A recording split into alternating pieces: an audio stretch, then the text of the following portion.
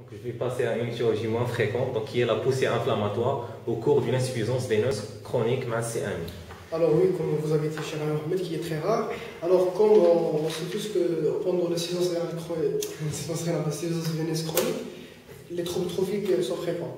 À part les troubles trophiques, on peut même arriver jusqu'à un ulcère veineux qui est, la plupart du temps, qui est sus-malléolaire. Alors, pour les troubles trophiques qu'on peut avoir selon la classification des varices, comme on sait, début de la télégianctasie. Alors ici, le risque de faire une poussée inflammatoire, ça augmente avec le temps. Alors et surtout, c'est la lipodermosclérose. La lipodermosclérose, dans l'état de la lipodermosclérose, le risque de faire une poussée inflammatoire est très élevé. On parle ici de la dermo-hypodermite inflammatoire lors d'une insuffisance veineuse chronique. Alors le traitement ici, ce n'est pas un traitement d'antibiotique, c'est un traitement étiologique. Alors on doit traiter l'étiologie qui est l'insuffisance veineuse chronique. Il s'agit de débats de contention ou de la sclérothérapie, etc. Toutes les vonotoniques, tous les moyens thérapeutiques présents et selon l'indication, selon l'état du patient, etc. Mais surtout dans les poussées inflammatoires, dans la dermo-hypodermite inflammatoire lors des insuffisances veineuses chroniques, premièrement, deux choses à faire. Faire un repos du patient et commencer un traitement ischéologique si le patient n'est pas traité.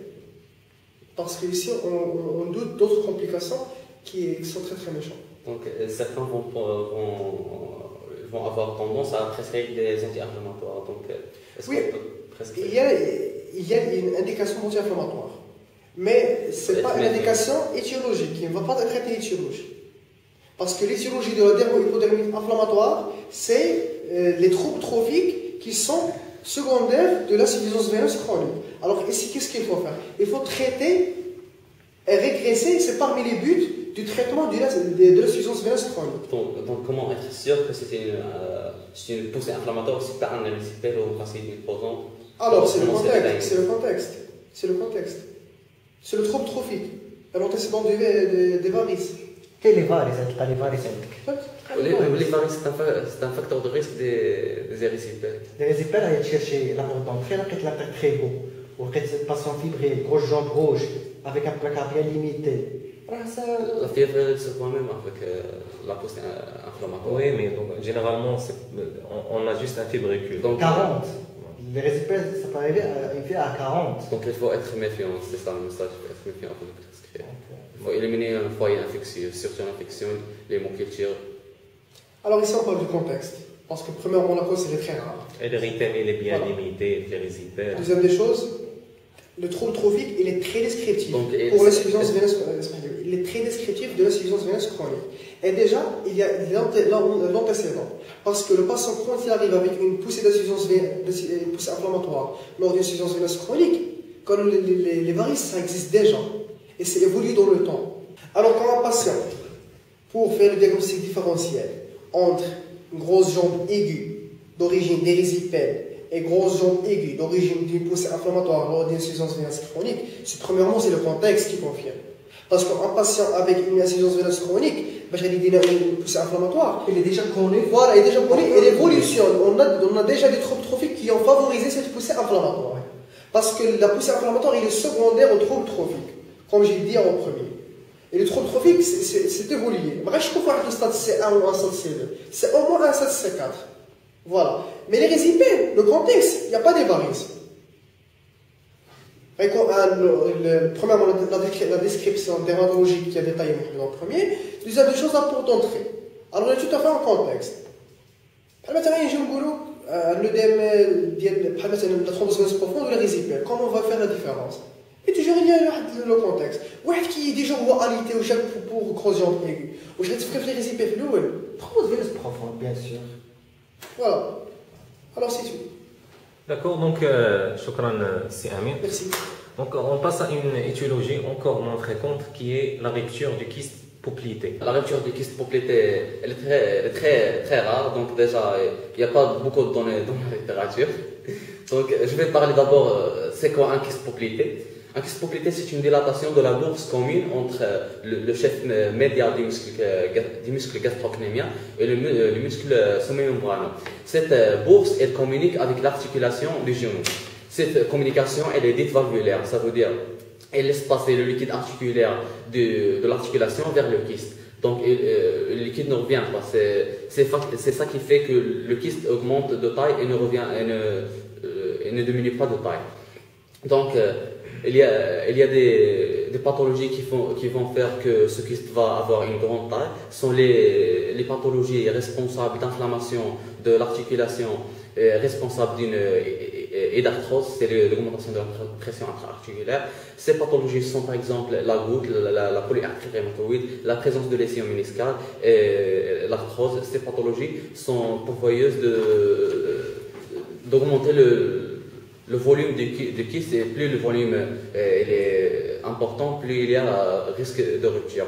Donc la rupture se fait chez un patient qui a un kyste poplité, dans un effort de flexion ou d'extension des membres qui est brutal. Elle va se manifester cliniquement par un tableau de thrombose veineuse profonde. C'est une grosse jambe aiguë avec parfois un érythème. Donc on doit éliminer d'abord la thrombose veineuse profonde par l'échodoppler.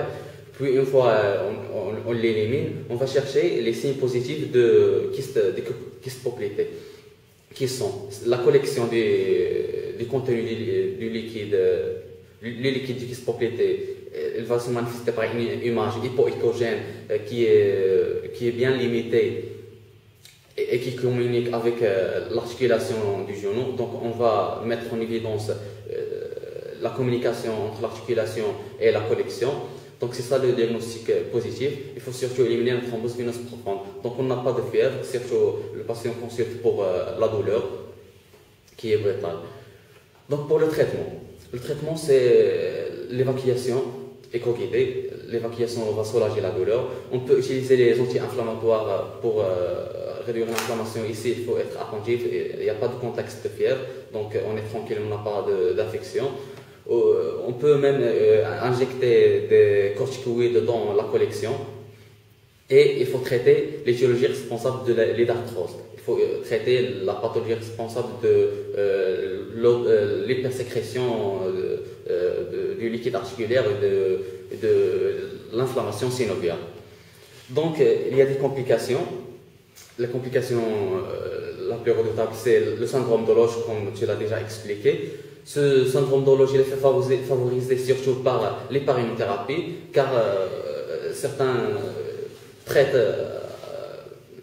par excès les thromboses veineuses profondes alors que c'est une rupture de kyste.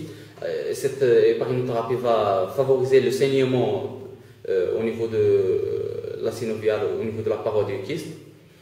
Il va augmenter le volume du kyste et va donner peut donner un syndrome de Loge. Donc,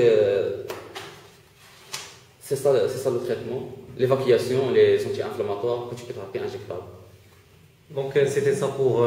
Il y a une autre chose à rajouter. Lors des poussées inflammatoires, lors des insuffisances veineuses chroniques, on peut même avoir un érysipèle lors des poussées inflammatoires, parce que la porte d'entrée est favorisée par les troupes trophiques. Voilà. Donc on peut avoir déjà l'insuffisance veineuse, c'est un facteur de risque de érysipèle. Juste un mot sur la rupture du kyste poplité. J'ai dit qu'il donne le même tableau de thrombose veineuse profonde. Même le signe de Hamas, le fameux signe de Hamas qu'on nous a dit qu'il est spécifique de la thrombose veineuse profonde, il peut être positif dans la rupture du kyste poplité. Donc si on trouve un signe de Hamas positif, c'est probablement une thrombose veineuse profonde, mais il peut être aussi une rupture du kyste poplité. Donc si on veut résumer, devant une grosse jambe aiguë qui s'installe sur un mode aigu dans un contexte fébrile, il faut évoquer l'érysipèle, il faut évoquer la fasciite nécrosante, il faut évoquer la thrombose veineuse profonde.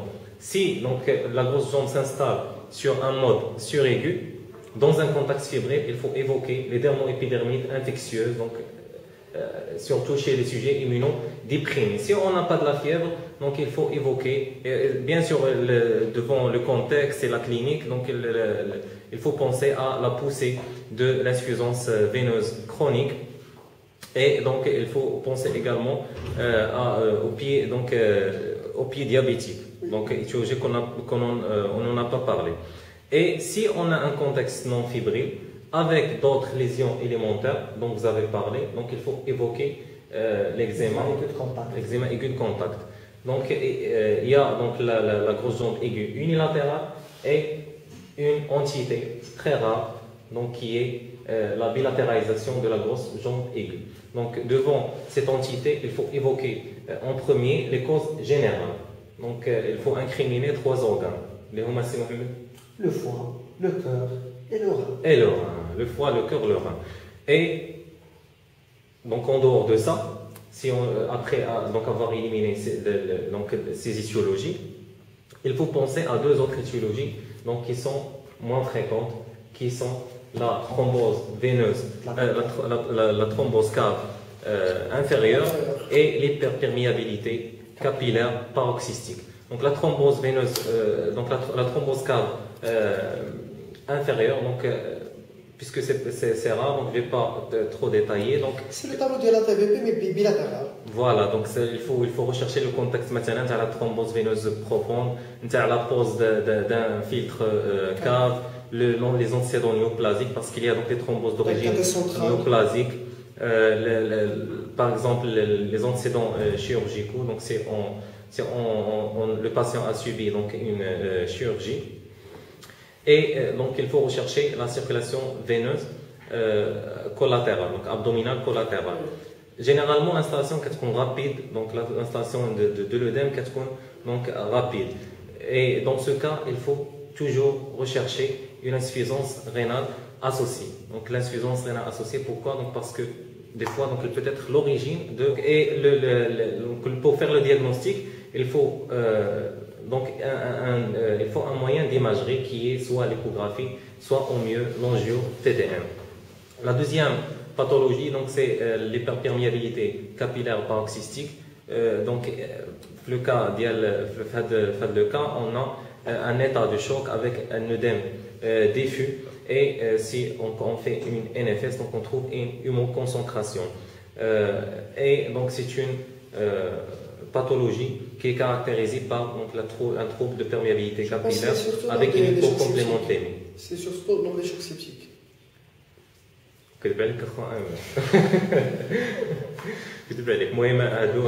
Ces deux étiologies, donc ils sont très rares. Et donc, leur prise en charge, c'est l'affaire du spécialiste. Donc, on vous remercie donc pour votre attention. J'espère que ça a été instructif et à la prochaine.